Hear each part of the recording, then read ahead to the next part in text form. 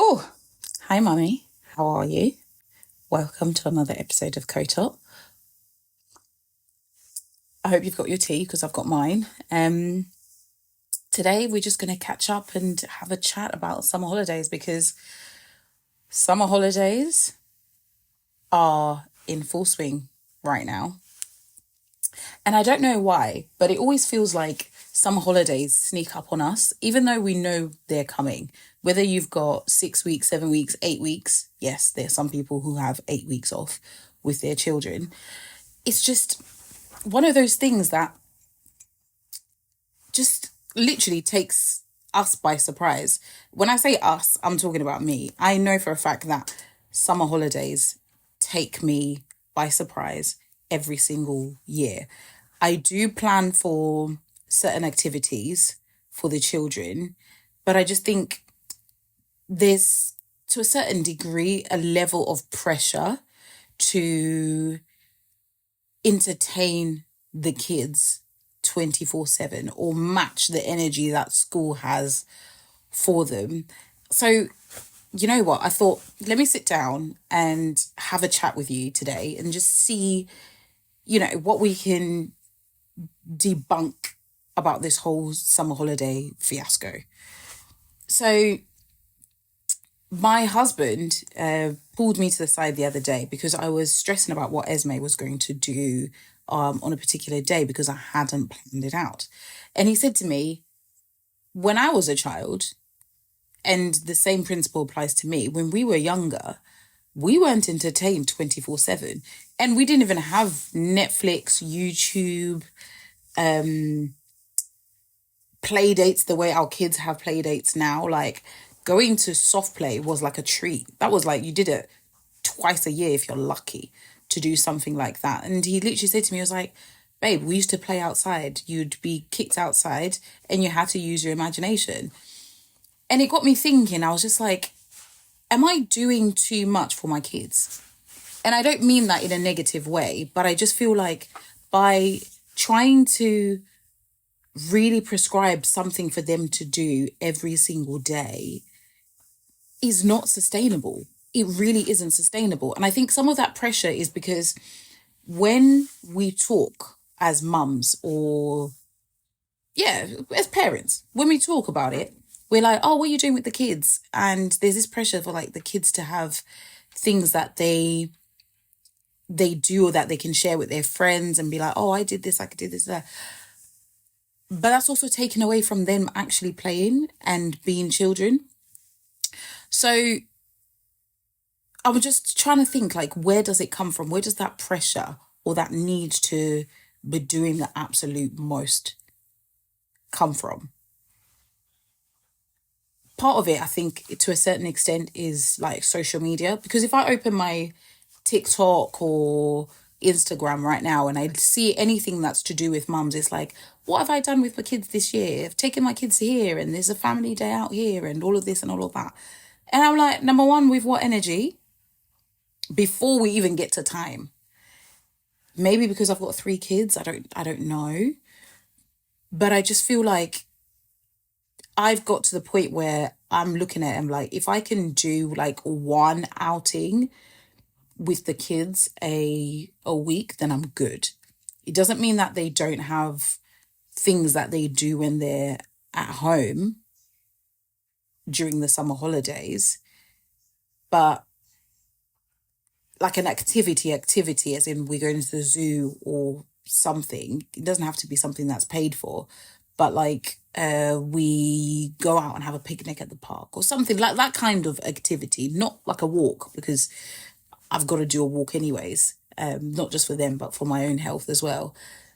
And I'm starting to think that if I just have that one thing a week, that's actually enough. So I'm shooting right now. I've got the kids at home. And what I've done, I've just said, guys, go outside. There's toys. There's trampolines. There's swings. There's slides. There's everything that you can possibly need to play with. There's a sand pit out there. Go outside. Use your imagination. Play. Don't fight. Can't have anyone fighting. But just go out there and just have fun. And I'm thinking like, do you know what? That gives me some time just to to sit here and have a chat with you because this wasn't planned. Hence why, like, the hair's not like done properly. I literally just was like to my brother, hey, come over.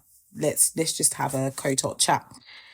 Um, and I met a friend for coffee. And we were having this conversation because our kids' nursery, so my second goes to nursery during the summer, but then it closes for 2 weeks. And one of the things she was saying, she was like, what are you going to do for those 2 weeks? And she literally had like a list of activities for every single day. And I'm like, girl, does that mean you've taken time off? Like you've taken 2 weeks off completely just to do these various activities?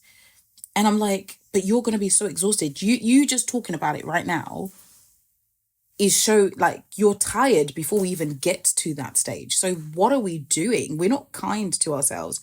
Girl, let's do better. Let's do better. And I'm like, we can fill out the kids' days with things at home. Legit. We can do that. Because there's little things that we can do. Like I look at Esme, for example. She has mummy time every day. And I'm like, you get to pick what you want for mummy time. Mummy time is 30 minutes. It's not long. It's half an hour. In that half an hour, I don't give her instructions. I don't tell her what to do.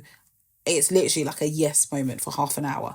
And that satisfies her because she's like, okay, fine, I've had that. And a lot of the time she's like, Mama, can we do yoga? Or can I comb your hair or braid your hair? Or can you read me a story? Or can we play a game? Can we play Doll's House or something? But just that 30 minutes is enough to satisfy her.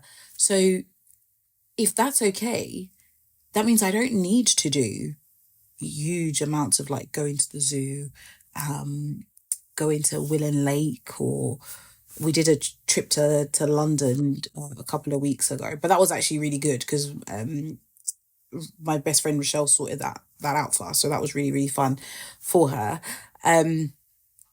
So after I've had a think about this, I've actually put something together that I wanted to share with you just to like explain how I'm keeping on top of things without necessarily having to fork out a fortune on things for Esme to do, not having to compromise from a work perspective as well, and giving her some kind of structure so that when she then goes back to school, which is not that long, that far away, she doesn't feel like it's too much like a shock to the system and she needs like a month to adjust. So I'll show you what I created. Ignore my printed stuff. It actually was stuck on the wall because I've just made them and they're literally like um Esme's summer 2026 and I've literally broken it down, and if she does all of this and ticks it off, then she gets to have a sleepover downstairs on a Friday. And I'm thinking, do you know what? This will do. It's not that much for her, and she gets to play and do everything else that she wants to in between. But like if I look at it, it's like Monday she has to read a book for 15 minutes. Just read a book for 15 minutes at 9 o'clock.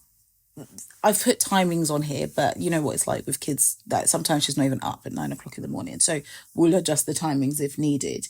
And then she can do maths for 30 minutes. And it doesn't have to be something crazy. She can literally have building blocks and do times tables with building blocks, for example, or look at patterns and just do something mathematical. That's all she has to do. Same with English as well for like half an hour. Piano's on here because we have not really been on top of piano the way we should. So it needs to be on here. And then she has special time with mummy. And then we look at IT skills. And IT skills can be something as simple as do you know how to type your name? Just literally basic things that she thinks are like, oh my gosh, mummy, I get to do this, because she's obviously sees me on my laptop when I'm working. And I just, that's the gist of it all. And then in the morning, she has to wake up, wash and have breakfast. And then at night time, she has Bible, prayer, and then it's bedtime. And she just ticks it off. And honestly, it's working a treat so far. It genuinely is working a treat so far. And it's something that's so simple. I've given her responsibility to effectively look after herself and manage herself. And so far, it's good. It's working. So I'm like, okay, I've obviously started doing it once I'm already in the school holiday. So fine tuning it as we're going through. But that reward at the end of the week to be like, okay, if you maintain this structure, if you are able to tick everything off, be a good girl. You don't have to follow the strict timeline. So if you were, let's say, playing a game and you wanted to finish that game and you ended up doing your maths an hour later, I'm absolutely fine with that as long as you do it. And as long as you tick it off. So that's where I'm at with the whole summer holidays.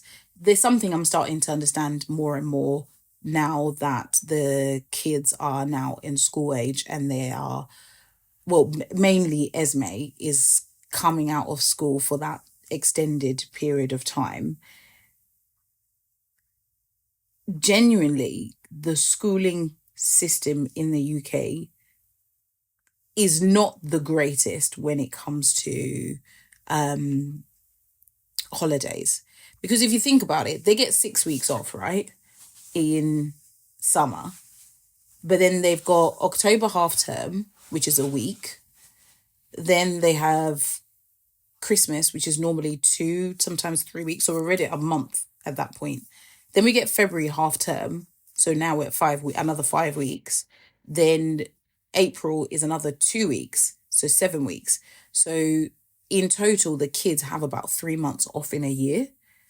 I don't know about you, but I don't know anyone who has 3 months off work in a given year. So something's obviously got to give and take. And what I'm angling at is for us to not feel like that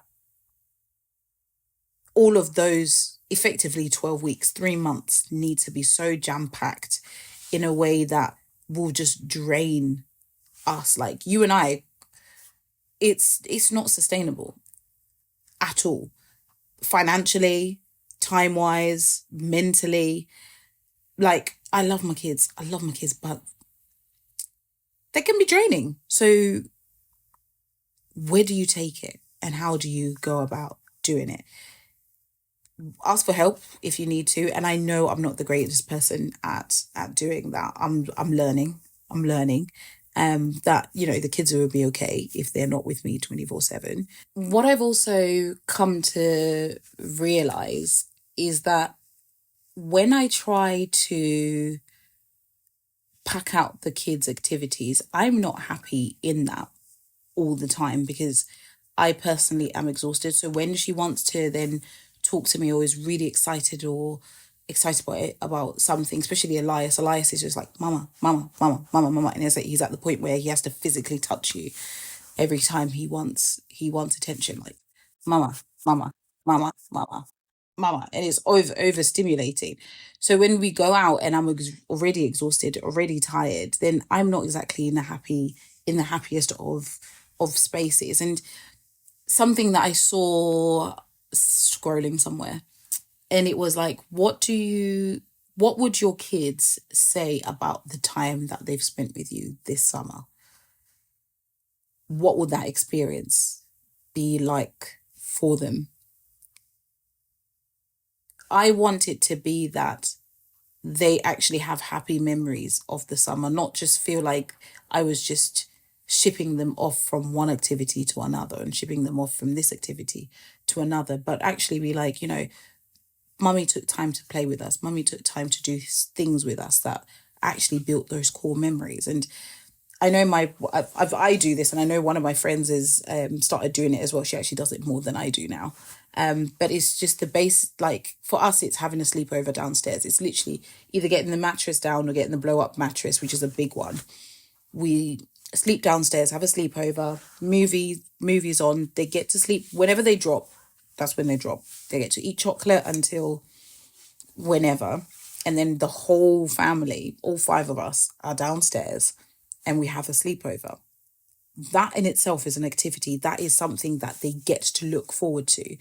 And I use it as a reward, obviously, for my little tick sheet of at least do something whilst you're off. And I think that builds more core memories, because I'm looking back and thinking, when I was growing up, what is it that I remember of summer? Yes, we used to play out and stuff, but what core memories did I have with my parents? And a lot of them were centered around actual physical activities that we went out and did. Like, we went out to a party or went out to the zoo. But it's like, what did we do when we were at home? You know?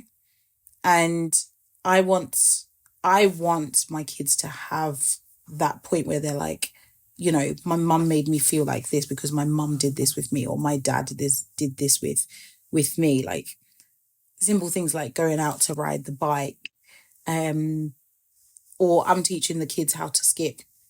Um, I don't know what you call it in English. This is the thing about being bilingual. Like double Dutch is what the Americans call it when you're just skipping. What is it called in English? Would you call it hopscotch? Whichever one it is. I see. I grew up in Shona, so all these games that I know, like raka raka, maflau, which raka raka is rounders, I think. Yeah. I don't know what they're called in English because I did all of that when I was in Zimbabwe. So this is where I struggle sometimes. But anyways, I want them to have memories of that with me as well. And I think I learn so much more about my kids when I'm doing those types of activities with them. Time is what what I have to contest with, because there are not enough hours in a day. There genuinely aren't. So that 30 minutes that I do with Esme, where it's like mama time, if I can just play with her for a little bit, and just those 30 minutes, and just those are hers. And then Elias has his own as well. Elias is a little bit easier because he's only 3. And obviously Theo's a baby. So Theo has me whenever he feels like having me, because he's still at that stage. But how are you coping? Like, on a genuine note, how are you coping with summer holidays? Have you planned it out meticulously? Are you the type of mum that's, has planned it by February, exactly what's happening every single week? If you are, well done, because a lot of the clubs and stuff that I've seen, by April, by Easter, a lot of them are like booked out or already, because sometimes you don't even have a choice but to try and book the kids into things, because you can't get the time off work. You can't afford to just be like, you know what, I'm just taking the break. And like, that's not the world we live in. It's not the Western world, unless obviously you're mega rich, then well done you and good for you type thing. But the rest of us are in the trenches. With that, I'm so grateful for, I feel like I'm always bigging up my village and the girls and the ladies that I'm with, because, or the ladies that I have around me, because they allow me to always remember to look after myself and to pour into my own cup. And one thing that one of my friends did last year, and I was pregnant at the time that she even did this, she was just like, right, you've been pregnant this year, you're going to be breastfeeding, but next summer, as in 2026, your baby's going to be 1, so we're going to a festival. And I remember when she booked it, she was booking it with another friend, and they were basically having a conversation on WhatsApp. I hadn't even responded to a single one of those things. And she was like, are you coming? Do you want to come? What day do you want to go? Blah, blah, blah, blah. And then she literally just, towards the end, she was just like, screw it. I've got you a ticket. We're going.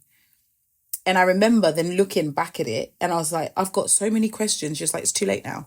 You're going anyways, because I know in a year's time, you're going to need that space. And the festival was last weekend. And honestly, I had such a great time. Not just because I was outside, it was just because I was with my friends and it was time for me, and I didn't have to think about oh my gosh, what are the kids going to eat? What's going to happen? What's bedtime looking like?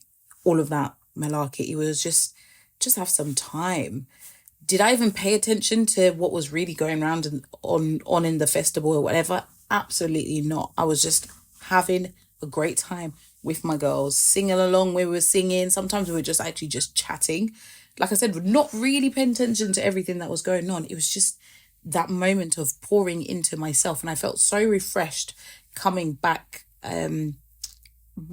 home after that the next day I was exhausted, but it was like, okay, fine, it's the next day, we can pop through. So I'm just gonna say, just remember, during these long summer holidays that the kids are off school, just find a moment for yourself. It doesn't have to be something crazy like going to a festival. I didn't even book the festival. My friend did that. Because I would never, I'm telling you now, promising you, I would have never booked it if I had to do it myself. I would have never even contemplated it. I would have been like, what am I going to do with my kids? And made excuses as to why it wouldn't be logistically feasible to do it. But it could be something as simple as, and I try to do this, but I go for a walk and I'll literally just be like to my husband, I need an hour. I'm going out for a walk. It's not always going to be feasible during the day. So sometimes I'll literally get up at 6 o'clock in the morning and just go for a walk. And then by the time I'm back around 7, that's when the whole family is waking up. But I've had something that is just for me, just get some fresh air and get a better start to my day, because how else am I going to find capacity to pour into myself? But yeah, that's my little rant for the summer holidays. Stay strong, keep in there. The kids are good. They're going to be back sooner than we will realize. And then when that happens, we're actually going to miss them. I don't like my house when it's really, really quiet. I know I complain about my kids sometimes, but when they're not here, the house is so lonely. It's very, very quiet. There's some kind of peace in the chaos. And I just, when they're screaming and they're shouting and they're trashing the house, they're happy. And that makes me happy. That's the whole point of me being a parent. So until I see you guys, have a good one. And I'll see you soon. Bye-bye.